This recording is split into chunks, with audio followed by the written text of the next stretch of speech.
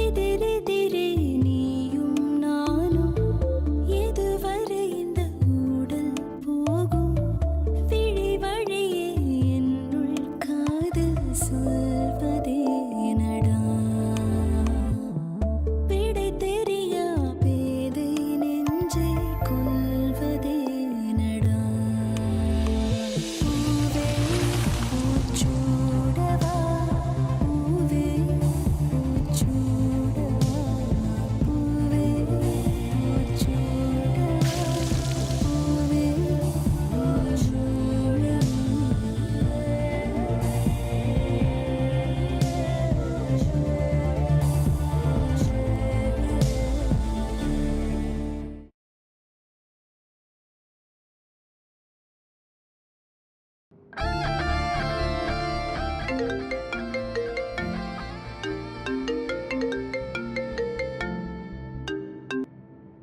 யா hello யா சொல்லுங்க வந்துட்டீங்களா ஆஃபீஸ்க்கு? Oh okay okay no problem. Just ஒரு 5 மினிட்ஸ் வெயிட் பண்ணுங்க, நான் வந்துட்டே இருக்கேன் ஆஃபீஸ்க்கு. யா ஷோர் 5 மினிட்ஸில் வந்துடுவேன். பாய்.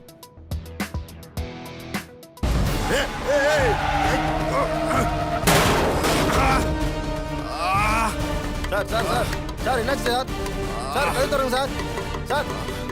சார் கதவு தருங்க சார். என்னாச்சு சார்? சார் கதவு தருங்க சார். சார் கதவு தருங்க சார். என்னாச்சு சார்?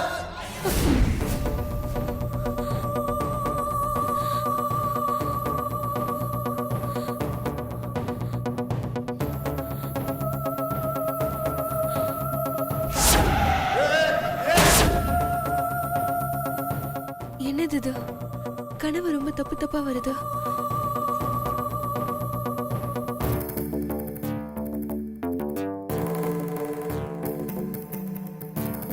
டவர் பிளானிங் இன்டகிரேஷன்லாம் அந்த ஃபைலில் இருக்கு. அது ஜஸ்ட் அ செகண்ட்.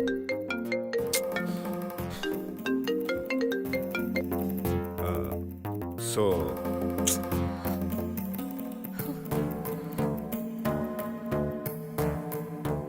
இந்த பேஜில் பார்த்தீங்கன்னா நம்ம அதெல்லாம் மென்ஷன் பண்ணியிருக்கோம்.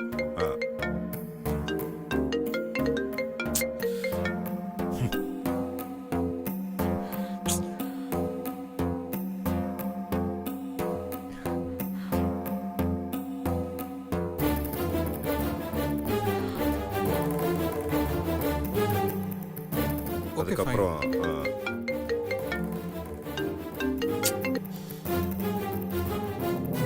மிஸ்டர் சிவா, ஏதாவது இம்பார்ட்டன்ட் காலா? Nothing serious. வீட்டில் இருந்து ஒய்ஃப் கால் பண்ணுறாங்க. ஓ அப்படியே மிஸ்டர் சிவா, அப்ப கண்டிப்பா இம்பார்ட்டன்ட் கால் தான்.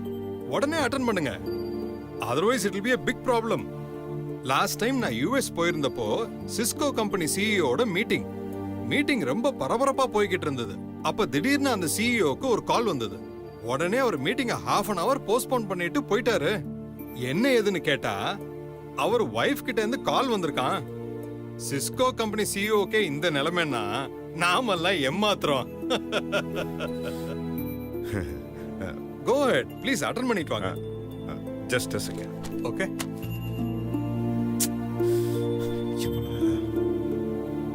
ஏய், எதுக்கு சும்மா இப்படி ஃபோன் பண்ணிட்டே இருக்க? அத்தம் ஃபோனை கட் பண்றல. நான் கட் பண்ணா ஏதாவது மீட்டிங்ல இருப்பேன்னு அர்த்தம். உனக்கு புரியல? அது இல்லைங்க, ஒரு முக்கியமான விஷயம். ஒரு முக்கியமான விஷயமும் இப்ப வேண்டாம். தயவு செஞ்சு நீ போனை வைக்கிறியா? இங்க பார், நான் இப்ப போனை அட்டன் பண்ணதே திரும்ப நீ எனக்கு கால் பண்ணாதான்னு சொல்றதுக்காக தான். ஒருவேளை எனக்கு ஆக்சிடென்ட் ஆச்சுன்னு உனக்கு இன்ஃபர்மேஷன் வந்தா கூட நீ எனக்கு போன் பண்ணாத. புரியுதா? வை. ஹலோ ஏங்க, ஒரு நிமிஷம் நான் சொல்றது கேளு. Sorry for the inconvenience. It's okay. அதுல நெக்ஸ்ட் பேஜ்ல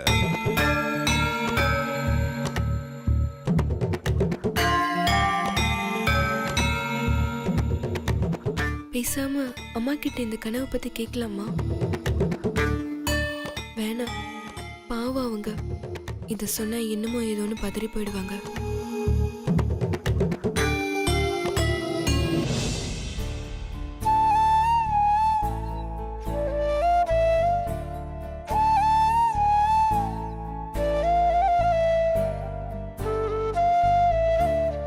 அண்ணி, என்ன நீ காலையில இருந்து உங்களை ஆளே பார்க்க முடியல? என்னாச்சு? காஃபி குடிக்க கூட கீழே வரல? ஒன்னும் இல்ல அண்ணி, லேசா தலைவலிக்கிற மாதிரி இருக்கு. சரி, இருங்க நான் போய் காஃபி போட்டு எடுத்துட்டு வரேன். இல்ல வேண்டாம், நீங்க ஸ்ட்ரெயின் பண்ணிக்கிறீங்க. இதுல என்ன இருக்கு சக்தி? எங்க அண்ணன் ஒய்ஃப்க்கு நான் செய்யறேன்.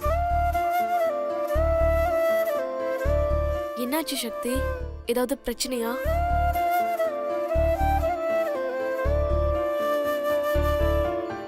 பேசாம அன்னிக்கிட்ட விஷயத்த சொல்லிடுவோமா? சச்ச, பாவம் இவங்களே ரொம்ப நாள் கழிச்சு இப்பதான் கர்ப்பமா இருக்காங்க. இந்த நேரத்துல சொன்னா அது நல்லா இருக்காது. சக்தி, என்ன யோசிக்கிற? ஒன்னும் இல்ல அண்ணி, லேசா தலைவலிக்குது அவ்வளவுதான். கொஞ்ச நேரத்துல நானே ரிலாக்ஸ் ஆயிடுவேன். Don't worry. இல்ல சக்தி, உனக்கும் சிவானனுக்கும் ஏதாவது சண்டையா? ஐயோ சச்ச, அப்படிலாம் எதுவும் இல்ல. ஏன் அப்படி கேக்குறீங்க? இல்ல சக்தி, என்கிட்ட சொல்றதுக்கு உனக்கு விருப்பம் இல்லாத பிரச்சனைனா கண்டிப்பா அத சிவானன் கூட இருக்கிற பிரச்சனையா தான் இருக்கும். அதனாலதான் கேட்டேன். ஐயோ அண்ணி, அப்படிலாம் எதுவும் இல்ல. நீங்களா மனசுல போட்டு ஏதாவது குழப்பிக்காதீங்க.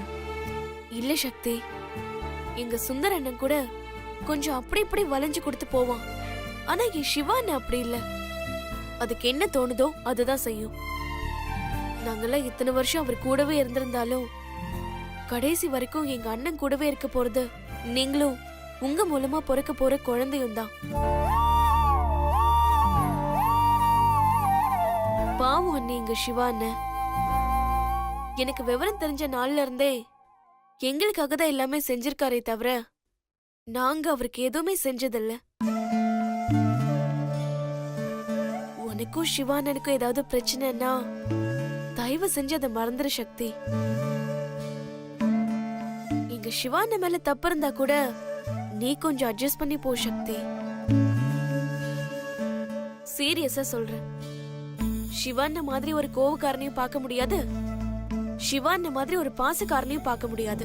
ஐயோ அண்ணி, நீங்க நினைக்கிற மாதிரி எதுவும் இல்ல. அப்படியே அவரு கோவப்பட்டாலும் அது ஒரு பகல் தான் தாங்கும். ராத்திரி ஓஹோ, எப்படியோ எந்த பிரச்சனையும் இல்லாம சந்தோஷமா இருந்தா அதுவே போதும். சரி, கீழே வாங்க போலாம். எவ்வளவு நேரம் தான் இங்கே தனியா இருப்பீங்க? வாங்க போலாம். இந்தாங்க சார்.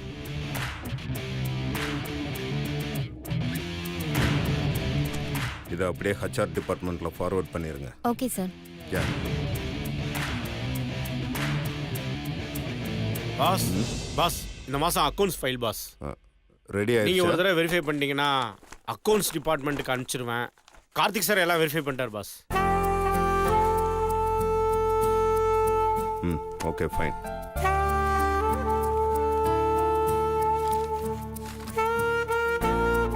கார்த்திக் எல்லாமே செக் பண்ணிட்டாரா? செக் பண்ணிட்டார் பாஸ்.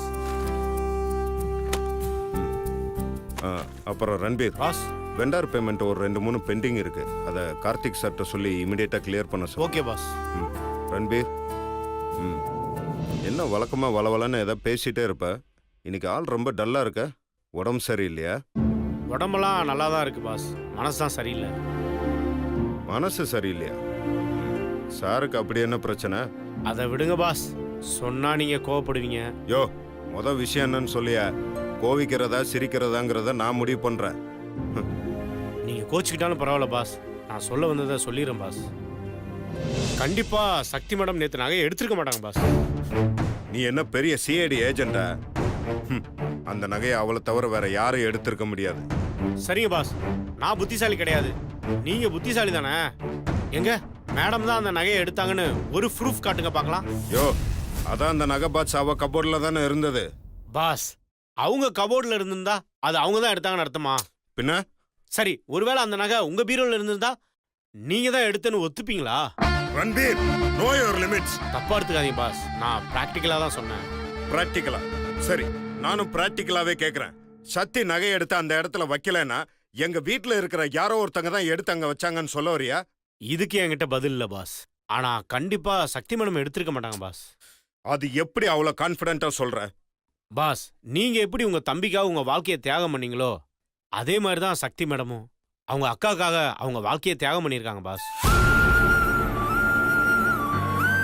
ஒரு பையன் தன்னோட வாழ்க்கையை தியாகம் பண்றதை விட ஒரு பொண்ணு தன் வாழ்க்கையை தியாகம் பண்றது ரொம்ப பெரிய விஷயம் பாஸ். ஈஸியா யாரும் அப்படி பண்ண மாட்டாங்க. சக்தி மேடம் ஒரு அம்மா ஸ்தானத்துல இருந்து தான் அக்காவுக்கு கல்யாணம் பண்ணி வச்சிருக்காங்க. அப்படியெல்லாம் செஞ்சவங்க இந்த அல்ப நகைக்கு ஆசைப்பட போறாங்க?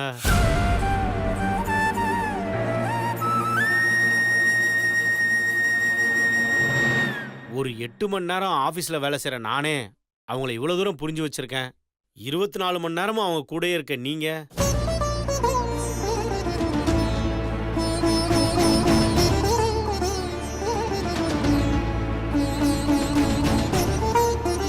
பாஸ், யார் வேணாலும் சக்தி மேடத்தை சந்தேகப்படலாம். ஆனா நீங்க சந்தேகப்படக்கூடாது பாஸ்.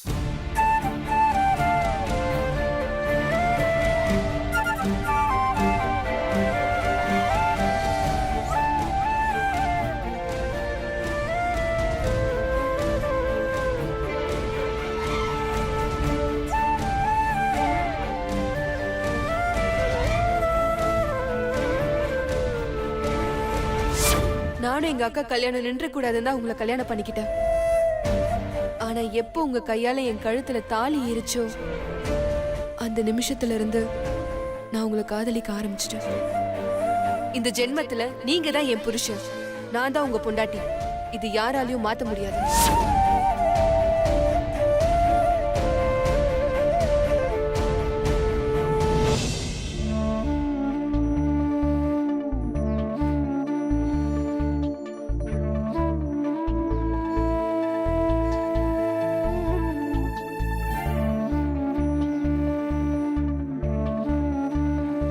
சக்தி, ஏன் இங்க வந்து நின்னுட்டு இருக்க? இல்லக்கா, சும்மாதான். ஏய், ஏதோ ஒரு மாதிரியா இருக்கு. என்னாச்சு? அதெல்லாம் ஒண்ணும் இல்லக்கா, லேசா தலைவலிக்குது. சரி நீ இரு, நான் போய் டீ போட்டு கொண்டு வரேன். இல்லக்கா, அதெல்லாம் ஒண்ணு வேணாக்கா. இல்லடி, நீ காலையில இருந்து சாப்பிடாம வேற இருக்க. என்ன பிரச்சனை? அக்கா, அதெல்லாம் ஒண்ணு இல்லக்கா, நான் சும்மா தான் நிக்கிறேன். நான் வந்து சாப்பிடுறேன், நீ போக்கா. ஒன்னும் பிரச்சனை இல்லையே. அதெல்லாம் ஒண்ணு இல்ல, நீ போ. சரி.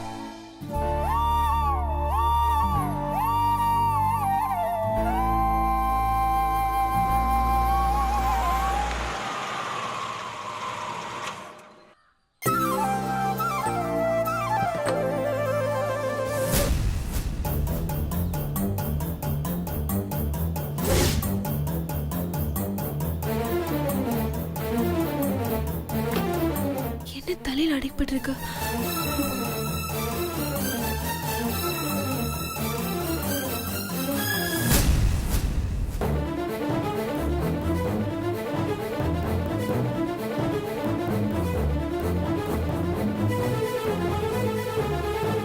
ஐயோ சிவா, சிவா, என்னடா என்னடா ஆச்சு? ஒண்ணும் இல்ல, இவ்வளவு பெரிய அடிபட்டிருக்கு, ஒண்ணுமே இல்லைன்னு சொல்ற. ஒண்ணும் இல்லம்மா, சின்ன அடிதாம்மா. டாக்டர் தான் தேவையில்லாம இதெல்லாம் போட்டு விட்டார். அம்மா, பயப்படுற மாதிரிலாம் எதுவும் இல்லம்மா. இல்ல, எனக்கு ரொம்ப பயமா இருக்கு. இவ்வளவு பெரிய காயத்தோட வந்து நிக்கிற. அம்மா, ஒண்ணும் இல்லம்மா. ஐயோ, இப்படி அடிபட்டிருக்கேடா. அம்மா, நீங்க டென்ஷன் ஆகாதீங்கம்மா, எனக்கு ஒண்ணும் இல்லம்மா. இவ்வளவு பெரிய காயமா இருக்கு. என்னடா ஆச்சு? சின்ன காயம் தான். அண்ணே வா, முதல்ல வந்து உட்காரு. டார்லி, வா, சொன்னா கேளு டார்லி. உட்காரு அண்ணே. டேய் சிவா, நீ போய் சொல்ற, ஐயோ, என்னமோ அம்மா, நடந்திருக்கு. நீங்க தயவு செஞ்சு அழாதீங்கம்மா, இது ஒரு சின்ன காயம் தான்மா. டேய் சிவா, பாட்டி எனக்கே பதறதுன்னா அவ உன் அம்மாடா, அழாம என்னடா செய்வா? பாட்டி, இது ஒரு சின்ன பிரச்சனை, இத ரொம்ப பெருசாக்க வேணாம்னு நான் சொல்றேன். ஐயோ, எதுடா சின்ன பிரச்சனை? தலையில கட்டெல்லாம் போட்டுட்டு வந்திருக்கேன், இது சின்ன பிரச்சனையா? டேய், உன்னை தெரிஞ்சுக்க, உன் மேல சின்னதா ஒரு கீறல் விழுந்தா கூட சுபத்ராவால தாங்கிக்க முடியாதுப்பா. முதல்ல அத புரிஞ்சுக்க. இப்ப நீ அவளை சமாதானப்படுத்திடலாம், ஆனா அந்த காய ஆறுற வரைக்கும் அவ அழுதுகிட்டு தான்டா இருப்பா. அம்மா, நீங்க இவ்வளவு தூரம் ஃபீல் பண்ற அளவுக்கு இது பெரிய விஷயமே இல்லம்மா. சரிண்ணே, எப்படி நான் அடிபட்டுச்சு? அது ஒண்ணும் இல்லம்மா, கார்ல வந்துட்டு இருக்கும்போது ஒரு பைக்காரன் குறுக்க வந்துட்டான்.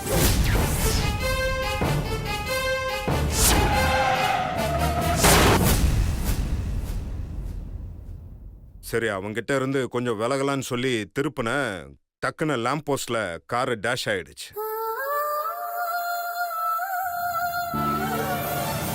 அதுல ஸ்டேரிங்ல லைட் அடிபட்டது, அவ்வளவுதாம்மா.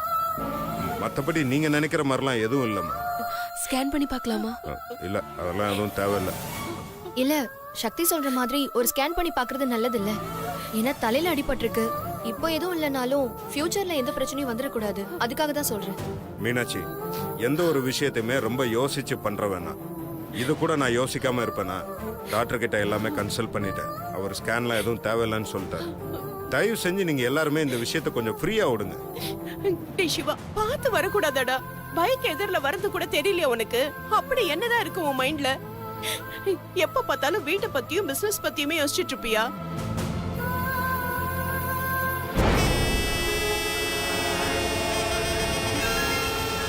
அப்பா என்ன பெர்ஃபார்மன்ஸ் பத்தியா? லாரியை வச்சு தூக்க பிளானும் பண்ணிட்டு இப்ப பெர்ஃபார்மன்ஸும் பண்றாங்க. அம்மா ஒண்ணும் இல்லம்மா. இல்லடா, என் மனசு கேட்கல.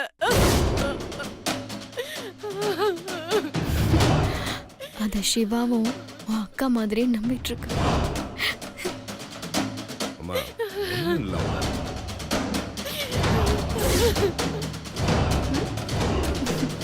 என்ன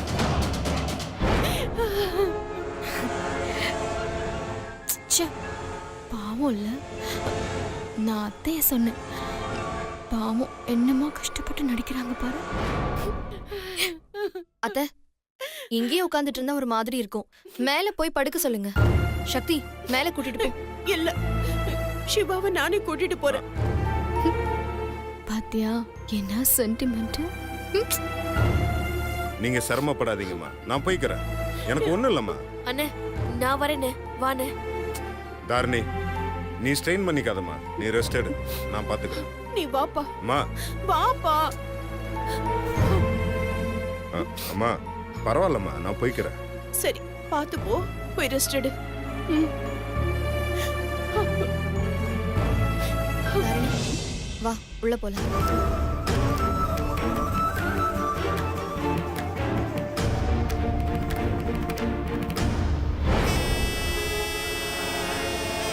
ச்சே, எவனுமே எந்த வேலையும் உருப்படியா செய்ய மாட்டேங்கிறானுங்க. பணத்தை மட்டும் கை நீட்டி வாங்கிட்டு போறானுங்க. ஆனா சொன்ன மாதிரி சொன்ன வேலை மட்டும் நடக்க மாட்டேங்குது. சிவாவை கொன்னு இன்னைக்கே சொத்தெல்லாம் நானே எடுத்துக்கலான்னு பார்த்தேன். ஆனா தப்பிச்சிட்டோம். என்னடி சக்தி, ஆடி போய் நிக்கிற? கொஞ்ச நஞ்ச ஆட்டம் ஆடினா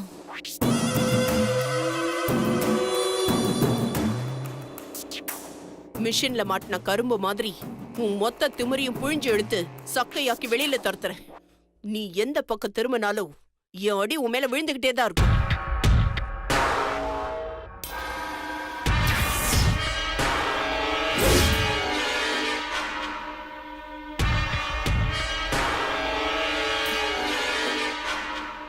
நான் இதுல இருந்து எப்படி தப்பிக்க போறேன்னு தெரியலையே.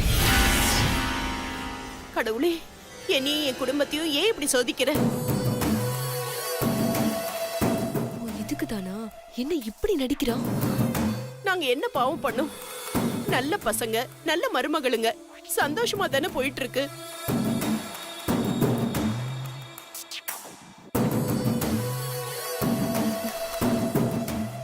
அத்தை, நீங்க கவலைப்படாதீங்க அத்தை. இல்ல மீனாட்சி, என்னால இத தாங்கிக்கவே முடியலம்மா.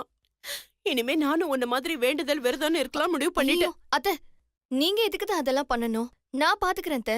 சக்தி இருக்கா, அவ பாத்து. எனக்கு கிடைச்ச 2 மருமகளும் தங்கமான மருமகளுங்க. எனக்கு அதுவே போதும். சரிங்க அத்தை, நீங்க போய் ரெஸ்ட் எடுங்க. நான் உங்களுக்கு காஃபி போட்டு கொண்டு வரேன். ம்.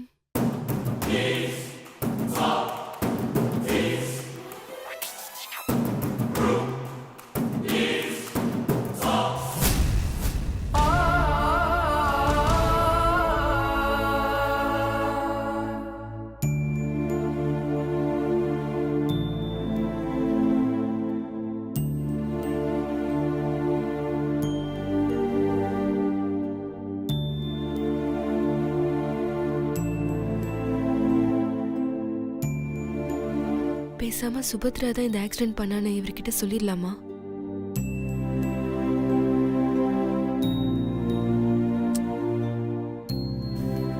கண்டிப்பா சொல்லித்தான் ஆகணும். இல்லனா நிஜமாவே சுபத்ராவால இவரோட உயிருக்கு கண்டிப்பா ஆபத்து வரும்.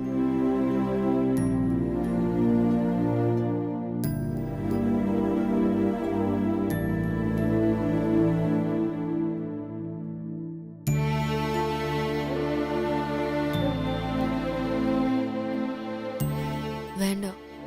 இப்போ இதை பத்தி அவர்கிட்ட சொல்றதுக்கான நேரம் இல்லை. ஏற்கனவே பாவம் அடிபட்டு வந்திருக்காரு. இப்போ போய் இதை பத்தி சொன்னா இன்னும் டென்ஷன் ஆகி அவர் உடம்ப கெடுத்துப்பாரு. நார்மல் ஆனதுக்கு அப்புறம் இதை பத்தி எடுத்து சொல்லி புரிய வச்சிடலாம்.